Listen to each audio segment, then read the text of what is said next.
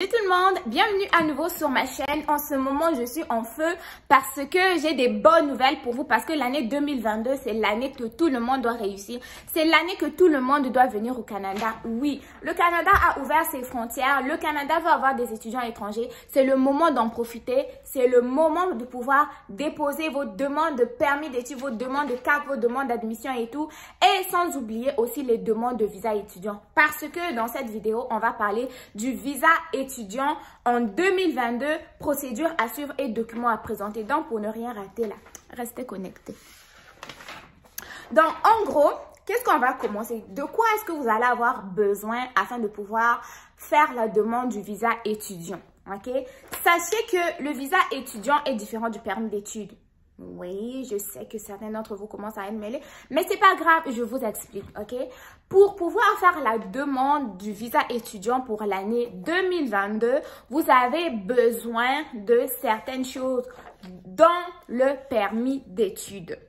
Donc, c'est dit que, quelle que soit votre nationalité, la demande du permis d'études est obligatoire avant de pouvoir venir étudier au Canada, ok? Pouvoir étudier au Canada. Donc, les conditions pour avoir d'abord un permis d'études, c'est quoi? Il faut avoir eu une admission dans une université, un centre collégial ou un centre professionnel au Canada. Ensuite de ça, il faut que tu aies des preuves financières suffisantes. En troisième lieu, que tu n'aies pas de casier judiciaire, donc tu n'as jamais été emprisonné. Si tu veux savoir c'est quoi qui est relié par rapport au casier judiciaire, tu peux aller voir sur le site du gouvernement du Canada. Tu vas avoir plus d'informations, mais il ne faut pas avoir séjourné en prison pour un motif criminel, donc avoir une tâche sur son casier judiciaire, quoi.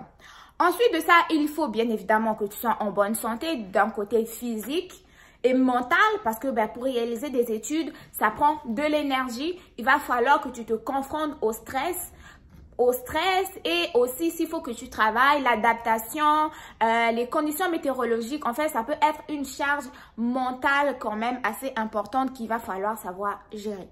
Et ensuite de ça, il faut que tu prouves, lorsque tu vas faire la demande de permis d'études, qu'à la fin de tes études, tu vas pouvoir quitter le sol canadien. Donc, ça, c'est les conditions importantes à remplir lorsque vous allez faire votre demande de permis d'études. Deuxième document, il faut que vous ayez donc la lettre d'admission, la confirmation de la lettre d'admission. Ensuite, que vous ayez un passeport valide de préférence. Et ensuite de ça, une lettre explicative où est-ce que vous allez pouvoir demander ces différents documents-là? Vous allez aller les déposer dans ce que l'on appelle un centre de réception des demandes de visa dans votre pays. Chaque pays en a un. Mais si jamais dans votre pays, il n'y en a pas, allez voir le pays d'à côté. Par exemple, pour ceux qui sont en Côte d'Ivoire, je sais qu'il y a une bonne mobilité entre la Côte d'Ivoire, le Ghana, le Bénin et autres. Et je sais aussi qu'il y a un ambassade du Canada au niveau du Sénégal.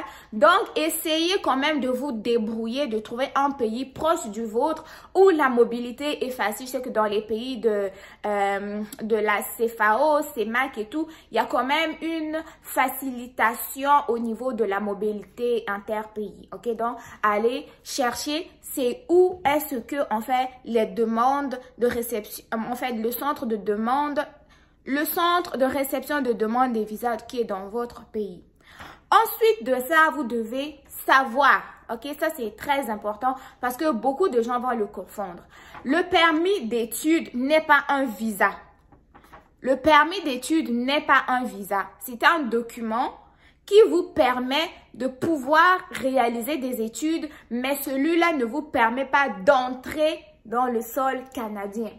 Oui, oui. Oui, après maintes recherches, j'ai en fait trouvé la réponse. En fait, le permis d'études, c'est un document vraiment qui vous dit, vous pouvez étudier. Vous pouvez réaliser cette formation, vous pouvez faire votre doctorat, vous pouvez faire votre maîtrise, vous pouvez faire votre baccalauréat, peu importe votre type de formation, que ce soit une formation professionnelle ou collégiale. Mais cependant, le permis d'études n'est pas un visa. Il ne vous permet pas d'entrer au Canada, ce qui fait que après l'obtention du permis d'études, vous devez faire la demande de visa étudiant ou autorisation de voyage électronique. C'est ça qui vous permet d'entrer au Canada. Et aussi pour les personnes qui vont faire des formations de moins de 6 mois, vous devez faire la demande de ce qu'on appelle un visa visiteur. Donc, tout cela, ce sont les visas proprement dit qui vous permettent d'entrer dans le Canada. Mais le permis d'études, lui, vous permet de réaliser vos études. Si il vous donne autorisation de travailler pendant vos études aussi, tant mieux. Mais ce n'est pas un document de voyage. Il ne vous permet pas d'entrer au Canada. Ce n'est pas un visa. Ce qui vous permet d'entrer et de pouvoir réaliser vos études, c'est soit une autorisation de voyage électronique ou AVE, ou ce que l'on appelle un visa visiteur. Ok, donc là, je pense que vous avez quand même très bien compris la nuance. Donc, une fois que le permis d'études est accepté, une fois qu'on sait c'est où le centre de réception des demandes de visa et tout, là, on va maintenant aller à la demande du visa lui-même. Ok, qu'est-ce qu'il faut faire pour pouvoir avoir son visa? C'est quoi les documents? Les documents sont les suivants. Premièrement, vous devez faire une photocopie des 6 premières pages de votre passeport. Ensuite de ça, avoir 2 photos d'identité. Avoir en main votre lettre d'admission, donc la demande d'admission que vous avez faite, la lettre de confirmation qui vous disait que vous avez été accepté. Ensuite de ça, vous devez montrer votre preuve de capacité financière et ensuite payer les frais de traitement de dossier. Sachez que pour les frais de traitement de dossier, cela varie d'une année à une autre. En ce moment, au Canada, il y a quand même une inflation compte tenu de la pandémie. Les prix des aliments sont en train d'augmenter. Le prix de la qualité de vie aussi a été en train d'augmenter. Donc, ça se pourrait que si vous allez en 2022, c'est pas le même montant qu'en 2021. En ce moment, les frais de demande de traitement, en fait, les frais de traitement de dossier pour un visa étudiant sont aux alentours de 100 $, ok? Aux alentours de 100 $. Je ne dis pas que c'est vraiment 100 $, mais aux alentours de 100 $. Donc, allez au niveau de votre centre de réception de demande et vous allez avoir plus d'informations sur le montant du traitement de dossier. Ensuite, tout cela a été accepté, vous avez eu votre permis d'études, vous avez eu votre carte, vous avez eu votre visa étudiant et tout. Là, maintenant, vous venez au Canada. Cependant, qu'est-ce que vous devez apporter lorsque vous venez au Canada? Premièrement, vous devez apporter votre lettre de confirmation de la demande. Et ensuite de ça, vous devez apporter avec vous votre passeport que vous avez où on a collé votre visa étudiant. Et voilà, vous pouvez désormais commencer vos études en toute tranquillité en mettant vos efforts à la réussite de votre parcours scolaire. Donc, c'est un peu ça.